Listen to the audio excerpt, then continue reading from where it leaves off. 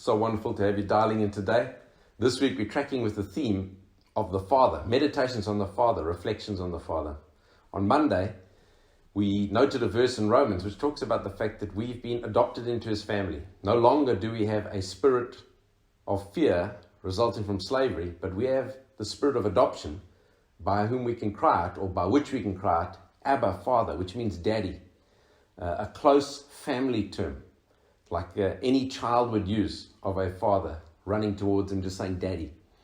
That's how we are to see him, and that's how he has given his spirit to be inside of us, that testifies with our spirit as we cry out that that is true. So deep within we get this knowledge inside that that is true. Yesterday we considered the fact that that is true because he loves us. He's brought us into his family. Why? What would the motivation be? It's his love.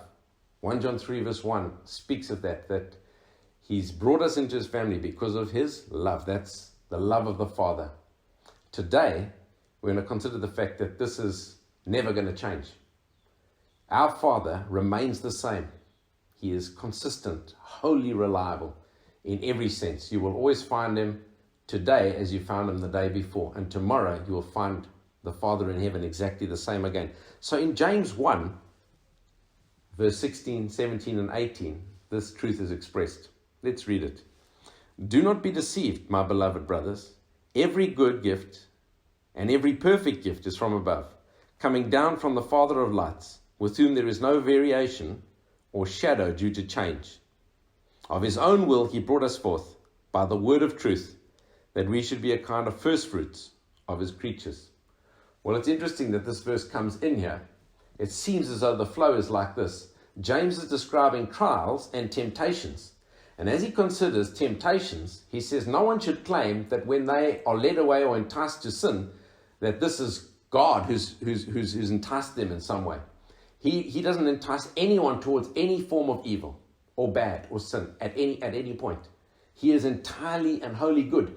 And as James is considering that, he goes on to say, in fact, every good and perfect gift, every fitting gift is the way the Greek word expresses it, every teleos, every complete and perfect gift, fitting for each moment, comes from the Father. That's the kind of Father that he is. And as he's describing that, he goes on to the next point saying, in fact, our Father, he's so good that there's no variation at all.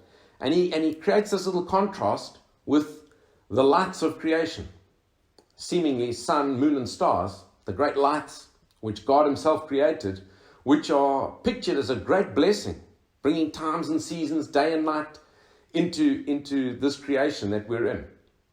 Yet, for all their goodness and for all the goodness of light, speaking of revelation, speaking of purity, speaking of holiness, speaking of the life-giving nature of it, there is still this aspect of variation.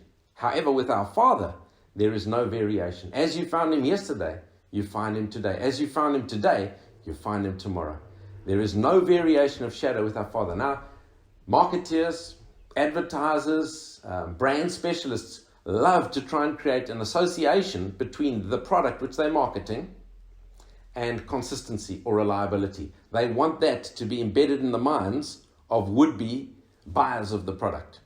You think of the catch slogan that Toyota had, everything keeps going right. Now, we all know that no matter how reliable a product it is, and no matter what its origin is, what nation produces it or whatever, all products will at some point fail, no matter how good they are.